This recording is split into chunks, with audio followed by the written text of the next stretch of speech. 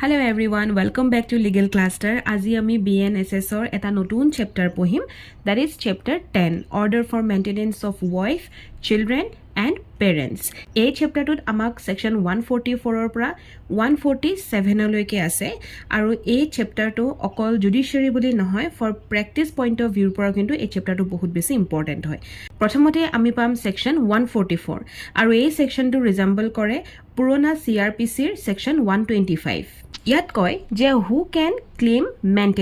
Maintenance কোনে claim কৰিব পাৰে আৰু তাত নম্বৰ 1 আমি পাম ওয়াইফ। এগৰাকী ওয়াইফে পাৰে যদিহে সেই ওয়াইফ গৰাকী লিগেলি বিয়া পতা হয় আৰু তাত লিগেলি বিয়া পতা বুলি কোৱা লগে লগে আমি তাত ডিভোৰ্সড ওয়াইফ বা আনলেছ ধৰক ৰিমেৰি কৰা নাই তেতিয়ালৈকে কিন্তু সেই ওয়াইফ গৰাকীয়ে মেইনটেনেন্স পাব। ইয়াত সেই ওয়াইফ গৰাকীয়ে নিজৰ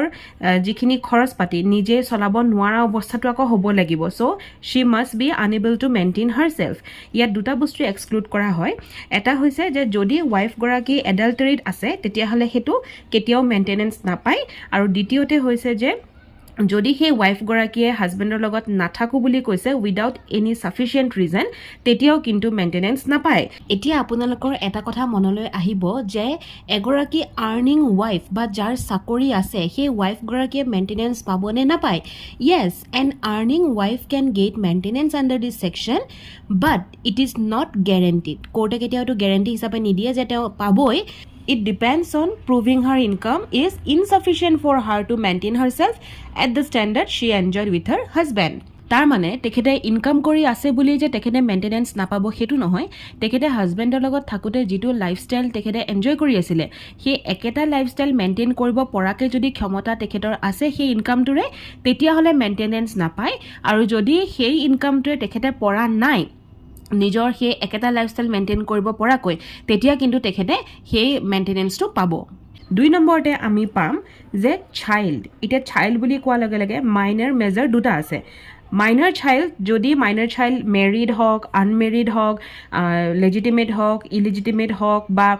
ধৰক মেইনটেইন কৰিব নিজকে পাৰে নোৱাৰে জেণ্ডাৰ ফিমেলে হওক মেলে হওক যিয়ে হওক মুঠতে মাইনৰ চাইল্ডে মেইনটেনেন্স পাবই। মেজৰ চাইল্ডৰ লগত কেইটামান কণ্ডিশ্যনছ আছে। ফাৰ্ষ্টটো উইথ ডিজেবিলিটি যদি আছে তেতিয়াতো পাবই। কণ্ডিশ্যনছ কেইটা হৈছে not a married daughter, has attained majority, suffers from physical or mental abnormality or injury unable to maintain itself. Next আমি পাম পেৰেণ্টছ। সো পেৰেণ্টছৰ ক্ষেত্ৰত লেজিটিমেট চাইল্ডে হওক বা এডপটিভ হওক যদিহে পেৰেণ্টছে মেইনটেইন কৰিব নোৱাৰে নিজক তেতিয়াহ'লে মেইনটেনেন্স দিবই লাগিব। ইনফেক্ট ইয়াত এটা কথা মনত ৰাখিব যে married daughter can be directed to maintain parents as per Supreme Court. Maintenance grant কৰিবৰ বাবে তিনিটা বস্তু এষ্টাব্লিছ কৰিব লাগিব। নম্বৰ 1 হৈছে sufficient means of respondent. Sufficient means মানে য'ত আৰ্নিং কেপাচিটি ইনক্লুড হৈ থাকে, নট জাষ্ট এনুৱেল ইনকাম দেই, আৰ্নিং কেপাচিটিটো কিন্তু ৰেছপণ্ডেণ্টৰ দেখুৱাব লাগিব। Neglect or refusal to maintain and claimant is unable to maintain himself or herself. এই তিনিটা বস্তু প্ৰুফ কৰিব লাগিব বা এষ্টাব্লিছ কৰিব লাগিব যদিহে মেইনটেনেন্স গ্ৰাণ্ট কৰিব পৰা যায়। এতিয়া চাওঁ power of magistrate. Judicial magistrate first ক্লাছে অৰ্ডাৰ কৰিব পাৰিব মান্থলি এলাৱেন্স আৰু যিটো এমাউণ্ট সেই মানুহজনে নিজৰ ঘৈণীয়েকক দিব সেই এমাউণ্টটো মেজিষ্ট্ৰেটে চাব যে কেনেকুৱা এটা এমাউণ্ট ফিট হ'ব পাৰে। চ' সেই এমাউণ্টটো বান্ধি দিব, তেনেকুৱা এটা এমাউণ্ট দিয়াব এণ্ড মোৰ then recipient of the payment কি হ'ব সেইটো মেজিষ্ট্ৰেটে ঠিক কৰি দিব। ইয়াত কোনো ৰিজিড ফৰ্মুলা নাথাকিব আৰু এইটো এটা জুডিচিয়েল ডিছক্ৰিপশ্যন হয়। তাৰমানে মেজিষ্ট্ৰেটৰ ওচৰত এটা জুডিচিয়েল ডিছক্ৰিপশ্যনাৰী পাৱাৰ থাকিব, তেখেতেহে এমাউণ্টটো ঠিক কৰি দিব যিটো তেওঁ ফিট বুলি ভাবে। নেক্সট আমি এই ছেকশ্যনটোত তিনিটাকৈ প্ৰভিজিঅ' পাম। প্ৰথম প্ৰভিজিঅ'টো মাইনৰ মেৰিড ডটাৰৰ ওপৰত কয়। ইয়াত কয় যে যদি এগৰাকী মাইনৰ ফিমেল চাইল্ড মেৰিড হয় তেতিয়াহ'লে হাজবেণ্ডে নৰ্মেলি লায়েবল হ'ব মেইনটেনেন্স দিয়াত, কিন্তু যদি হাজবেণ্ডজনৰ ছাফিচিয়েণ্ট মিনছ নাথাকে তেতিয়াহ'লে মেজিষ্ট্ৰেটে কিন্তু দেউতাককো সেই মেইনটেনেন্স দিবৰ বাবে ক'ব পাৰে। ইয়াত মনত ৰাখিব যে ইট এপ্লাইজ অনলি টু ফাদাৰ। ইয়াত অকল ফাদাৰৰ কথা কৈছে, মাদাৰৰ কথা কোৱা নাই। দ্বিতীয়তে ইয়াত কৈছে যে যেতিয়ালৈকে ছোৱালীজনীয়ে মেজৰিটি নাপায় তেতিয়ালৈকেহে কিন্তু এইটো বস্তু এপ্লাই হ'ব। once she get majority তেতিয়াৰ পৰা কিন্তু এটো এপ্লাই নহব সেকেন্ড প্ৰভিজনটোৱে আমাক কয় যে ইন্টাৰিম মেইনটেনেন্স তাৰ মানে ম্যাজিষ্ট্ৰেটে গ্ৰান্ট কৰিব পাৰে দুটা বস্তু এটা হৈছে ইন্টাৰিম মেইনটেনেন্স আৰু দ্বিতীয়টো হৈছে এক্সপেন্স অফ প্ৰসিডিং ইন্টাৰিম মেইনটেনেন্স মানে হৈছে a stop gap monthly allowance given to a wife child or parent so that they can survive with dignity while the court cases is still going on যেতিয়ালৈকে কোৰ্টৰ কেছটো চলি থাকিব তেতিয়ালৈকে তেখেতসকলক wife parent বা চাইল্ডক এটা ইন্টাৰিম মেইনটেনেন্স দিয়া যায় তাৰ মানে এই মেইনটেনেন্সটো টেম্পৰেলি মান্থলি এলাউৱেন্স হিচাপে দিব আৰু এটো কন্টিনিউ হৈ থাকিব তেতিয়ালৈকে যেতিয়ালৈকে এটা ফাইনেল অৰ্ডাৰ কোৰ্টে নিদিয়ে নেক্সট মেজিষ্ট্ৰেটে এক্সপেন্স অফ দ্য প্ৰসিডিংছো গ্ৰান্ট কৰিব পাৰে আৰু সেই এক্সপেন্সত ইনক্লুড হৈ থাকিব লিটিগেশ্যনৰ কষ্ট লয়াৰৰ ফিজ বা এডভোকেটৰ ফিজ ট্ৰেভেল ডকুমেন্টেশন এবিলাক বস্তু ইনক্লুড হৈ থাকিব 3 নম্বৰ প্ৰভিজনটোৱে আমাক লিংক কৰি কৈছে সেকেন্ড প্ৰভিজনটোৰ কথা যে application for the interim maintenance should be disposed of within 60 days from the service of notice as far as possible ইয়াত মনত ৰাখিব যে এজ ফাৰ এজ পসিবল বুলি এটো কাৰণে লিখা হয় কাৰণ এটো এটা ডাইৰেক্টৰি হয় এটো ম্যান্ডেটৰি ৰুল নহয় কিছুমান ট্ৰু এণ্ড ফলছৰ কেটামান আমি সেন্টেন্স আমি পঢ়িম এতিয়া ফাৰ্স্ট হৈছে ইন্টাৰিম মেইনটেনেন্স ৰিকুৱাৰ্স ফুল ট্ৰায়াল এটো এটা ৰং sentence only wife can claim interim maintenance etu right ne wrong baro this is wrong even husbands can also claim interim maintenance continues after final order etu wrong day once final order release hoy gol then interim maintenance aru na pai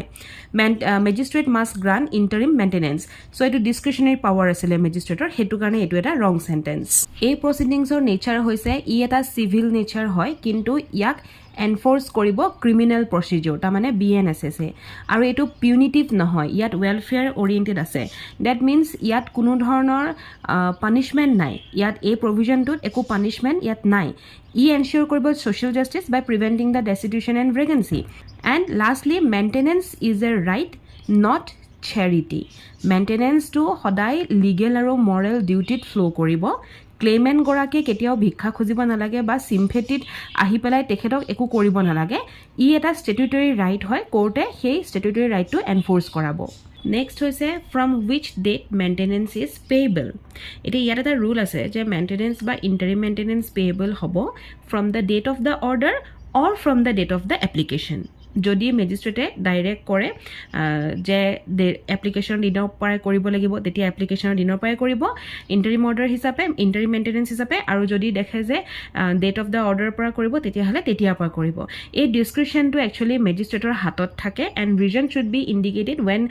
granting from the application date যদি application ডেটৰ পৰা মেজিষ্ট্ৰেটে ধৰে তেতিয়া সেই ৰিজনটো কিন্তু তাতে লিখিত থাকে যে কিয় সেই এপ্লিকেশন ডেটৰ পৰা ধৰা হৈছে ধৰক ইন্টাৰিম মেইনটেনেন্সৰ ক্ষেত্ৰত তেনেকে লিখিতভাৱে দিয়ে এতিয়া এক্সামৰ কাৰণে এটা মই নোট ধৰক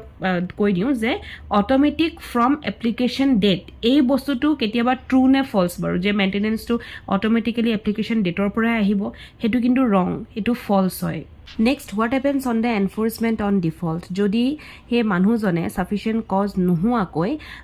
ধৰক পইচা পাতি দিব নোৱাৰে ফেইল হয় তেতিয়াহলে মেজিষ্ট্ৰেটে কি কৰিব পাৰিব দুটা কাম এটা হৈছে এখন ৱাৰেন্ট ইস্যু কৰিব পাৰিব টু ৰিকভাৰ দা এমাউন্ট ৰিকভাৰি মানে যেনে ধৰক ফাইন লিভাই কৰি লৈছে আৰু দ্বিতীয়তে হৈছে যে সেন্টেন্স দিব পাৰিব ইমপ্ৰিজনমেন্টৰ up to 1 month for each months default যেতিয়ালৈকে পেমেন্টটো নহয় তেতিয়ালৈকে কিন্তু তেতিয়ালৈকে ইভেন্ট কৰিব পাৰে মানে whichever is earlier ধৰক 1 month for each month default নাইবা until payment আৰু এটো যেটো ইমপ্ৰিজনমেন্ট তেখেতে দিব মেজিষ্ট্ৰেটে হেতু কিন্তু কোয়াৰসিভ হয় এটো পিউনিটিভ নহয় আৰু পেমেন্টটো লগালগ মানে যদি ইমপ্ৰিজনমেন্ট হৈ আছে পেমেন্টটো দি দিছে তেতিয়াহলে কিন্তু ইমপ্ৰিজনমেন্ট তাতে খতম হৈ যাব কিন্তু এই ক্ষেত্ৰত আমাক দুটা প্ৰভিজনও দিয়ে প্ৰথম হৈছে যে ৰিকভাৰি কাৰণে এখন ৱাৰেন্ট পঠাব নোৱাৰে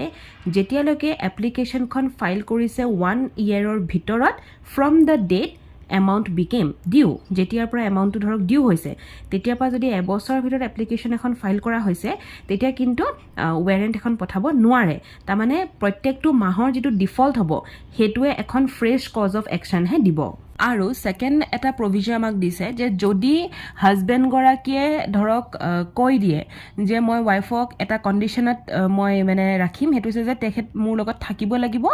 আৰু সেই কন্ডিশনতে হে মেইনটেনেন্সটো মই দি থাকিম আৰু যদি ওয়াইফ গৰাকীয়ে কয় যে নাই মই তেখেতৰ লগত একেলগে একেখন ঘৰত থাকিব মই নোৱাৰো তেতিয়া হলে সেই ground of refusal two মেজিষ্ট্ৰেটে examine কৰিব আৰু যদি দেখে যে ৰিফিউজেলটো জাষ্টিফাই হয় তেতিয়াও কিন্তু মেইনটেনেন্স গ্ৰান্ট কৰিব পৰা যাব ফৰ এক্সাম্পল ধৰক হাজবেণ্ড গৰাকীয়ে সেকেন্ড মেৰেজ কৰি ৰাখিছে আৰু সেই মাইকী মানুহজনীক নিজৰ ঘৰত একেলগে ৰাখিছে আকৌ এগৰাকী ওয়াইফকো কৈছে থাকিবলৈ তেতিয়া ওয়াইফে অফ কোৰ্স ৰিফিউজ কৰিবই ন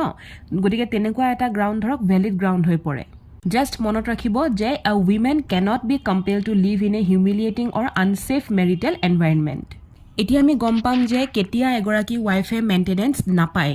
নম্বৰ 1 যদি সেই ওয়াইফ গৰাকী এডাল্টাৰীত আছে তেতিয়া মেইনটেনেন্স নাপায় নম্বৰ 2 উইদাউট সাফিচিয়েন্ট ৰিজন যদি ওয়াইফ গৰাকীয়ে হাজবেণ্ডৰ লগত নাথাকো বুলি কৈছে তেতিয়াও মেইনটেনেন্স নাপায় আৰু নম্বৰ 3 হৈছে যে যদি এখন মিউচুৱেল কনসেন্টৰ মতে ওয়াইফ আৰু হাজবেণ্ড বেলেগে বেলেগে আছে সেই মিউচুৱেল কনসেন্টৰ কাৰণে তেখেতে কেতিয়াও মেইনটেনেন্স নাপায় ইয়াত অকল মেইনটেনেন্স বুলি ক'লে ভুল হ'ব actually maintenance interim maintenance expense of proceeding একোৱে নাপায় এইকেইটা কণ্ডিশ্যনত কিন্তু একোৱে নাপায় আৰু যেতিয়া এইখিনি কণ্ডিশ্যন থাকে তেতিয়া হলে মেজিষ্ট্ৰেটে কিন্তু সেই মেইনটেনেন্স অৰ্ডাৰটো কেনসেল কৰি দিয়ে নেক্সট আমি পাম সেকশন 145 ই আমাক প্ৰসিডিউৰৰ কথা কয় কিহৰ প্ৰসিডিউৰ যে মেইনটেনেন্স যেটো প্ৰসিডিং চলিব তাৰ প্ৰসিডিউৰটো কি হ'ব তাৰ মানে সেকশন 144 ৰ আন্ডাৰত কি প্ৰসিডিউৰ চলিব ক্লজ 1ত আমাক একচুয়ালি টেৰিটৰিয়েল জুৰিসডিকশন এটা বান্ধি দিছে ইয়াত কয় যে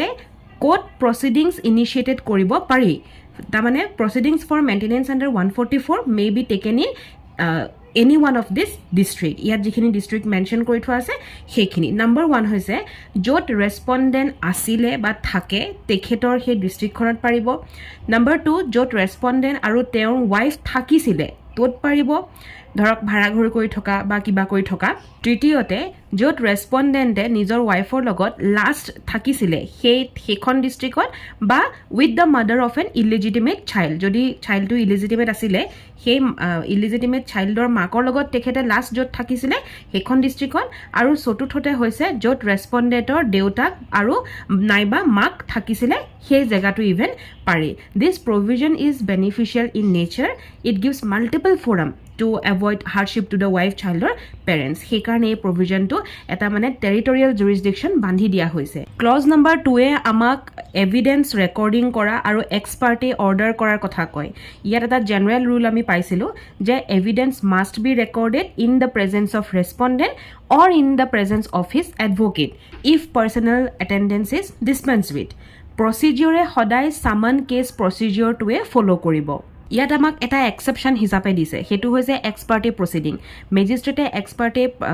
ধৰক প্ৰসিড কৰিব দুইটা কাৰণত এটা হৈছে যদি ৰেসপন্ডেন্টজন মানে উইলফুলি তেওঁ যিখন সামন আহিছে সেই সাৰ্ভিসটো বা সামনখন তেওঁ বাৰেপতি এভয়েড কৰি আছে আৰু দ্বিতীয়তে যদি তেওঁ কোৰ্টৰ যেটো এটেন্ড কৰিব লাগে হেতু তেওঁ নেগলেক্ট কৰি আছে তেতিয়া কিন্তু মেজিষ্ট্ৰেটে এক্সপাৰ্টি প্ৰসিড কৰিব আকৌ ইয়াত ধৰক আৰু এটা কথা মই কওঁ যে ৰেসপন্ডেন্টক কিন্তু এটা সেফগাৰ্ডো আকৌ দিছে সেই সেফগাৰ্ডটো হৈছে যে মেজিষ্ট্ৰেটে এক্সপাৰ্টি অৰ্ডাৰ দিব নোৱাৰে বা সেই এক্সপাৰ্টি অৰ্ডাৰটো তেখেতে সেট এসাইড কৰিব লাগিব কেতিয়া যদি এপ্লিকেশনখন 3 মাহৰ ভিতৰত দিয়া হৈছিল তেতিয়া আৰু যদি ভাল কজ এটা শো কৰিছে তেতিয়া কিন্তু মেজিষ্ট্ৰেটে এক্সপাৰ্টি অৰ্ডাৰ দিব নোৱাৰে ক্লজ নম্বৰ 3 এ কোৰ্টক এটা পাৱাৰ দিছে টু এৱাৰ্ড কষ্ট এৱাৰ্ড কৰিব পাৰিব আৰু সেই কষ্ট দিয়াটো ডিসক্ৰিপশনাৰী পাৱাৰ হ'ব কোৰ্টৰ আৰু সেই কষ্টটো ডিপেন্ড কৰিব the conduct and the circumstances section 146 এ আমাক এটা মেইনটেনেন্স অৰ্ডাৰ অল্টাৰ কৰা নাইবা কেনসেল কৰাৰ কথা কয় ক্লজ নম্বৰ 1 এ কয় যে যেতিয়া সাৰ্কামস্টেন্সটো চেঞ্জ হ'ব তেতিয়া কিন্তু সেই মেইনটেনেন্স অৰ্ডাৰটো অল্টাৰ হ'ব তাৰ মানে যদি এজন মানুহে ধৰক তেওঁৰ ইনকামৰ ইনক্ৰিজ বা ডিক্ৰিজটো তেওঁ দেখুৱাইছে বা তেওঁ যদি চাকৰি হেৰুৱাইছে হেতু দেখুৱাইছে বা সিৰিয়াস ইলনেস তেওঁ প্ৰুফ কৰিছে নাইবা সেকেন্ড ওয়াইফ তেওঁ আনিছে আৰু এডিশনাল লাইবিলিটি তেওঁ লৈছে হেতু দেখুৱাইছে নাইবা যদি চাইল্ডে মেজৰিটি পাই গৈছে তেনেকুৱা ধৰণৰ যদি তেওঁ দেখুৱায় তেতিয়া হলে মেজিষ্ট্ৰেটে সেই যেটো এমাউন্ট ধৰি দিছিলে মেইনটেনেন্স হিচাপে বা ইন্টাৰিম মেইনটেনেন্স হিচাপে সেইটো কিন্তু ইনক্ৰিজ ডিক্ৰিজ মডিফাই সব কৰিব লাগিব দ্যাট মিন্স অল্টাৰ কৰিব লাগিব যদি হে প্ৰুফ অফ চেঞ্জ ইন সাৰ্কামস্টেন্সেছ খিনি মেজিষ্ট্ৰেটে পাইগে আৰু এটো অকল এনেকুৱা নহয় যে জুনে পে কৰিব মেইনটেনেন্স তেখেতৰ লগতহে চেঞ্জ হ'ব নহয় জুনে ৰিসিভ কৰিব মেইনটেনেন্স তেখেতৰ লগতো ইভেন এই চেঞ্জেছ বা এই অল্টাৰ খিনি হ'ব ক্লজ নাম্বাৰ 2ত চাওক এটা ৱৰ্ড ইউজ হৈছে শ্বেল এই শ্বেলটোৱে এটা মেণ্ডেটৰী ডিউটিৰ কথা কৈছে তাৰমানে চিভিল কোড এখনে যদি দেখুৱায় যে মেইনটেনেন্স যিটো অৰ্ডাৰ আহিছে সেকশন 144ৰ আণ্ডাৰত এইটো কেনসেল কৰিব লাগে বা ভেৰি কৰিব লাগে তেতিয়াহ'লে মেজিষ্ট্ৰেটে কেনসেল আৰু ভেৰি দ্য অৰ্ডাৰ একৰ্ডিংলি কৰিবই লাগিব এইটো বাউণ্ড এইটো এটা মেণ্ডেটৰী ডিউটি হয় সো চিভিল কোৰ্টৰ ডিচিশ্যনৰ এটা এফেক্ট তাৰমানে ইয়াতো থাকিব সেইকাৰণে word shall is used and shall means the mandatory duty clause number 3 আমাক স্পেচিয়েল ৰুল ফৰ ডিভোৰ্ছড উইমেনৰ কথা কৈছে যে যদি মেইনটেনেন্স অৰ্ডাৰ এখন ডিভোৰ্ছড উইমেনৰ ফেভাৰত আছে তেতিয়াহ'লে সেইখন কেনসেল ইট মাষ্ট বি কেনসেলড যদিহে মেজিষ্ট্ৰেটে কেইটামান কণ্ডিশ্যন দেখা পায় নম্বৰ 1 হৈছে ৰিমেৰিজ তাৰমানে যদি সেই মানুহগৰাকীয়ে ডিভোৰ্ছৰ পিছত ৰিমেৰি কৰিছে তেতিয়া সেই অৰ্ডাৰখন কেনসেল কৰা হ'ব কেতিয়াৰ পৰা from the date of the remarriage number বিত কৈছে যে যদি হাজবেণ্ডে ডিভোৰ্চ দিয়াৰ পিছত গোটেই এমাউণ্টটো যিমান পেয়েবল কৰিব লগা আছিলে গোটেই entire debt amount on divorce সেইটো পাৰ্চনেল বা কাষ্টমাৰী ল' আণ্ডাৰত তেখেতে পে' কৰিছে তেতিয়া কেনচেলেশ্যন যে কৰিব তাৰ প্ৰচিডিউৰটো কেনেকুৱা হ'ব যে যদি হাজবেণ্ডে অৰ্ডাৰটো পাছ হোৱাৰ আগতে পে' কৰিছে তেতিয়াহ'লে কেনচেল কৰিব from the date of the অৰ্ডাৰৰ পৰা কেনচেল কৰি দিব এণ্ড দেন যদি হাজবেণ্ডজনে পে'মেণ্টটো অৰ্ডাৰ হোৱাৰ পাছত কৰিছে তেতিয়াহ'লে it will be cancelled from the expiry of the period for which maintenance was actually paid. Number চিত আমাক কয় যে যদি এগৰাকী মাইকী মানুহে ডিভোৰ্চ অবটেইন কৰিছে তাৰপিছত তেওঁ নিজে ভলুণ্টাৰীলি তেওঁ সাৰেণ্ডাৰ কৰিছে যে মোক আৰু মেইনটেনেন্স নালাগে এই ডিভোৰ্চটোৰ পিছত মোক মেইনটেনেন্স নালাগে তেতিয়াহ'লে সেই অৰ্ডাৰখন লগালগ কেনসেল হ'ব from the date of the surrender হোৱা দিনকেইটাৰ পৰা এই গোটেইকেইটা যিখিনি আপোনালোকে এ বি চি পাইছে ইয়াত কিন্তু ফ্ৰম দ্য ডেট বুলি কৈয়ে প্ৰিলিমছত কুৱেশ্যন সোধে গতিকে কোনটো ডেটৰ পৰা কি হৈছে সেইখিনি বস্তু মনত ৰাখিব ক্লজ 4 এটা প্ৰটেকশ্যন দিছে যে ডাবল বেনিফিট নহওক বা আনজাষ্ট এনৰিঞ্জমেণ্ট নহওক সেইবিলাকৰ কাৰণে এটা ধৰক প্ৰটেকশ্যন দিছে যে যেতিয়া এটা ডিক্ৰী পাছ হয় তেতিয়া মানে মেইনটেনেন্স বা ডাউৰীৰ কাৰণে তেতিয়া চিভিল কোৰ্টে চাব যে এমাউণ্ট যিটো অলৰেডি পে' কৰিছে বা ৰিকভাৰ কৰিছে আণ্ডাৰ ছেকশ্যন 144 সেই এমাউণ্টটোৰ কথা পূৰা চিভিল কোৰ্টে চাব সেই বস্তুটোৰ কাৰণে কি হয় যিটো ডাবল বেনিফিট যে মানুহে পাই যায় সেই বস্তুটো কি হয় প্ৰিভেণ্ট হৈ যায় নেক্সট ছেকশ্যন 147 ইয়াত আমাক মেইনটেনেন্স অৰ্ডাৰটোৰ ছাপ্লাই আৰু এনফৰ্চমেণ্টৰ কথা কৈছে ছেকশ্যন 128 CRPCৰ দৰে একেই হয় প্ৰথমতে ইয়াত আমাক ফ্ৰী ছাপ্লাই অফ অৰ্ডাৰৰ কথা কয় তাৰমানে এখন কপি অফ মেইনটেনেন্স অৰ্ডাৰ নাইবা এখন ইণ্টাৰিম মেইনটেনেন্স অৰ্ডাৰৰ কপি উইদাউট এনি চাৰ্জ তাৰমানে ফ্ৰী অফ কষ্ট দিব লাগিব টু দ্য পাৰ্চন ইন হুজ ফেভাৰ ইজ মেড যাৰ ফেভাৰত সেই